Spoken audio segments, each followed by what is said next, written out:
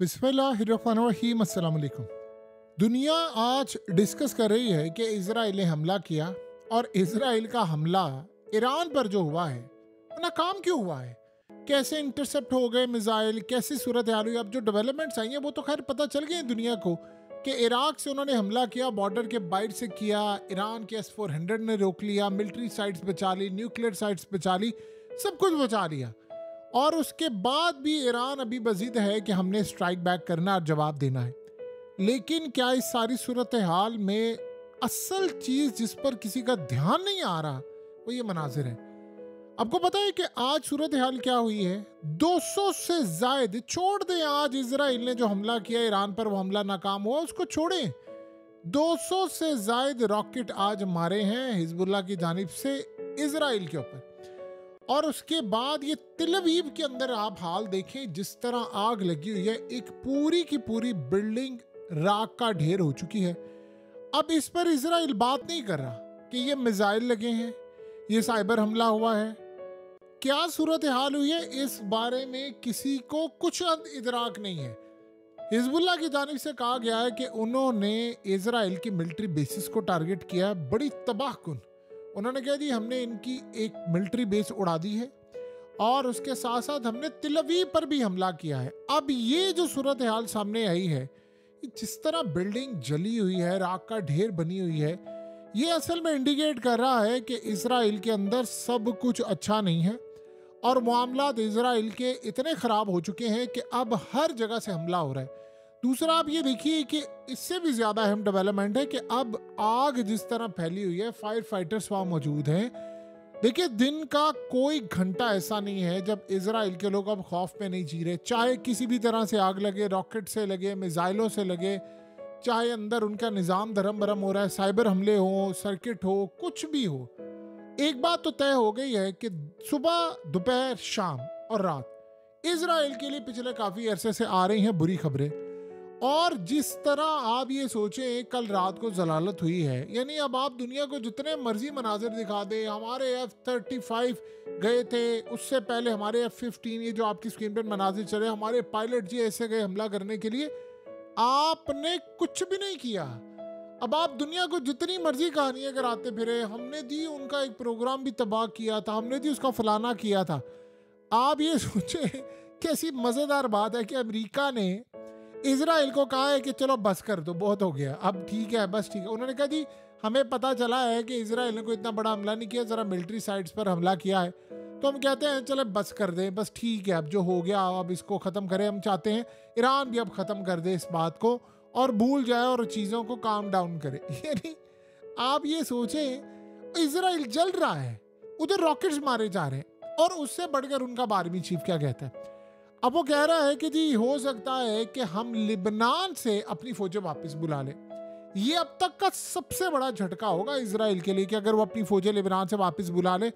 यानी आप ये सोचे, दीवार पर आपने अगले बंदे को शिकस्त लिख कर दी है, तुम्हारे मुंह पर मारी है शिकस्त, ये देखो।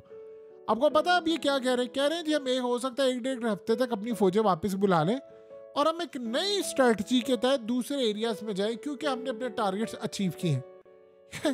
कौन से टारगेट आपने अचीव किए हैं? लिबनान के अंदर 800 फौजी आपने जिंदगी मौत की कशमकश में गुजारे हैं, आपके कई सैकड़ों फौजी मारे गए हैं, आपके मरकावा टैंक्स का जनाजा निकला है, आपकी टैंक्स तबाह हुए, आपकी चीज़ें तबाह हुई हैं।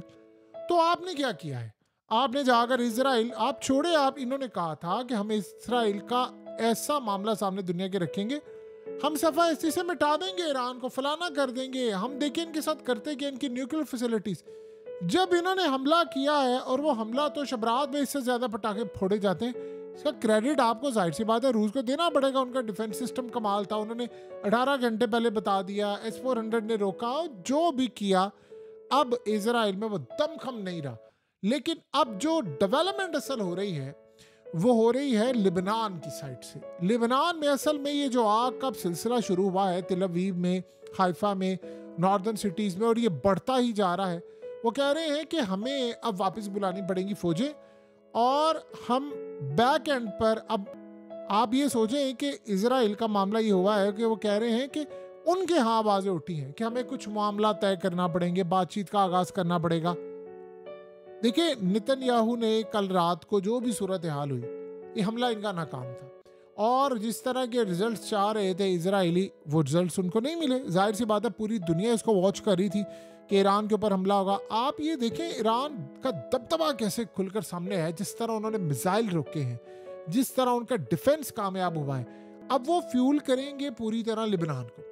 अब लिबनान की जो जंग है वो बड़े पैमाने, देखिए अब सिर्फ और सिर्फ अगर हमला करना है तो ईरान ने करना है। इजराइल ने तो कर लिया है, तो लिबनान की जंग के लिए अब ईरान हो गया है बिल्कुल फ्री। तो ईरान अब करेगा क्या? ईरान अब स्ट्रेटजी अब ये अपनाने के लिए जा रहा है कि उन्होंने पूरी तरह इस पूरे खेल में अब लिबनान की फोर्सेस को बड़ा तगड़ा करना है, उन तक हथियार पहुंचाने हैं और उनसे हमला करवाना है। देखिए, नेतन्याहू ने कहा था रिसेंटली, आपको पता है कि लिबनान के अंदर जो हथियार इस्तेमाल हो रहे हैं वो रूसी हैं। अब रूस का डिफेंस सिस्टम चाहे ईरान में लगा हो, रूस का डिफेंस सिस्टम चाहे कहीं पर भी लगा हो, अब एक बात तय हो गई है कि कल जो इजराइल ने ये जो हमला किया है वो इराक की एयर स्पेस को इस्तेमाल करते हुए किया है। अब इराक, आपको पता है कि वो रूस के करीब है। अब गालिबन वहां पर भी अब ये डिमांड हो रही है कि जी वहां पर भी कोई S-400 लगे या वो रूस को आप दे। शाम देखिए, बचाया रूस ने, S-400 लगा लिया। ईरान बचाया, रूस ने S-400 लगाए। ये आज अगर ईरान की न्यूक्लियर फैसिलिटीज, कल का हमला बड़ा खतरनाक था। अगर डैमेज नहीं हुआ तो इसका ये मतलब नहीं है कि हमला मतलब बिल्कुल सादा सा हमला, बहुत ज्यादा खतरनाक था। हाँ, आप ये जरूर कह सकते हैं कि उस हमले को रोक लिया तो हमें डैमेज लग नहीं रहा, हमें लग रहा है कि जी इजराइल ने कोई हमला नहीं किया। आप इमेजिन करें, जो 3 घंटे के अंदर न्यूज इंटरनेशनल मीडिया से आउट हो जाए, वो क्या हमला किया होगा इजराइल ने। तो अब ये असल में लिबनान को देने जा रहे हैं रॉकेट्स, लिबनान को जा रहे हैं अब नए हथियार। वो इजराइल के ऊपर पहले से ज्यादा खतरनाक बमबारी करने वाले। और दूसरी डेवलपमेंट ये है कि लिबनान की साइड से, यानी हिजबुल्लाह की साइड से अब नए हथियार इस्तेमाल होने वाले हैं और वो कह रहे हैं कि वहां पर भी एक डिफेंस सिस्टम की बड़ी अशद जरूरत है।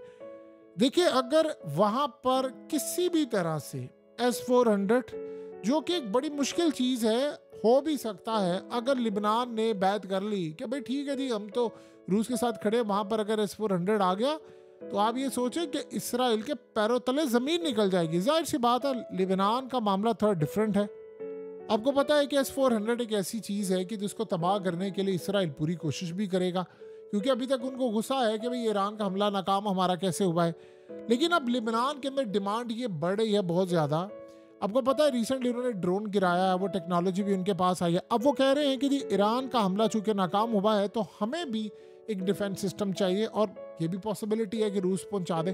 तो जब वहां पर डिफेंस सिस्टम आ जाएगा तो ये फिर जितने तैयारे ये बमबारी करने के लिए जाते हैं ये वहां गिरा दिए जाएंगे।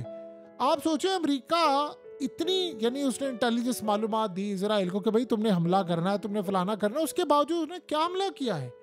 आप सोचें, इनके पास वीक इंटेलिजेंस थी कि ईरान के पास डिफेंस सिस्टम कैसा है, फलाना है, वो सारे का सारा इनका जमीन के ऊपर गिर गया है सारा मामला। ना वो हमला रोक सके ईरान का, ना वो अपना हमला कर सके। अब अगर लिबनान में यही डिफेंस सिस्टम चला जाए तो एक तरफ तो वो हमले कर रहे हैं, तो ये जो अभी इजराइल के अंदर गुफ्तगू जारी है कि जी वो हो सकता है हमें अपनी फौजें बुलानी पड़े, हम 1 हफ्ते बाद किसी दूसरे इलाके में जाएं ताकि हम वहां जाकर अपने टारगेट से अचीव करें। आप वहां पर जा रहे थे, आपने पूरा इलाका फतह करना था, ये कह रहे थे कि हमने तो लिबनान हासिल करना है, हमने तो उनको छोड़ना नहीं है। तो व्हाट नेक्स्ट, अब क्या बना? अब अगला मरहला ये है। देखिए, रूस जहां पर भी जाएगा वो बचाएगा। शाम के अंदर उसने बचाया है, वो बाकी मामला भी आगे होंगे। दुनिया के अंदर अब वो सिस्टम खत्म हो रहा है जहां पर अमेरिका का राज था कि अमेरिका ये सब कर सकता है। इन्होंने एक चीज बहुत बड़ी गलती की, ये बात अब इनको समझ आ गई है। रूस के ऊपर पाबंदियां आयद करके इन्होंने रूस के साथ वो, यानी आप समझ लीजिए फेवर की है जो दुनिया में कोई नहीं कर सकता। वो खुलकर खेल रहा है। आपको पता है कि अगर आम रूटीन होती तो S-400 कभी जिंदगी में ईरान आ नहीं ना सकता। अगर जाहिर सी बात है ऐसी सूरत हाल होती, इन पर पाबंदियां आयद हो जाती, बहुत सारी चीजें होती। अब तो जाहिर सी बात है इन्होंने पाबंदियां इतनी लगाई हैं कि अगले ने S-400 पहुंचा कर उसका रिजल्ट दिखाया है कि भाई ऐसे हमला रोका जाता है, ये हमला रोकने वाले मनाजिर होते हैं, ये इस तरह मिसाइल आते हैं, ऐसे रोका जाता है, ये ताकत है। F-35 आपका फेल है वहां पर। दुनिया में अब डिमांड बढ़ी है S-400 की। अगर ये लिबनान में आ गया तो ये जो आपको आग तेल अवीव में नजर आ रही है, दीगर जगहों पर आ रही है, ये आग डबल हो जाएगी, क्योंकि उसके बाद उनके पास एक कैपेसिटी आ जाएगी कि हम हमला रोक भी सकते हैं। क्योंकि फिर उसके बाद जब वो मिसाइल मारेंगे तो बहुत ज़्यादा खतरनाक होंगे। सो कुल मिलाकर अगर हम सूरत हाल का जायज़ा लें, चीज़ों का जायज़ा लें, तो एक बात बिल्कुल तय होती हुई नज़र आ रही है इजराइल के हवाले से कि चीज़ें अब जो जंग का मरहला है वो बड़े ख़तरनाक लेवल पर चला गया है। चाहे वो इजराइल का हो या रीजन का हो, उसमें अगर किसी की सही मायनों में कोई शिकस्त होती हुई नज़र आ रही है तो वो इसराइल का, क्योंकि अब उसका दिफा भी कमज़ोर है, उसका अटैकिंग भी सिस्टम कमज़ोर है, और जिस तरह की रोज़मर्रा की ये हमला होने वाले सिस्टम और चीज़ें सामने आ रही है, ये भी उसका बड़ा वीक हो चुका है।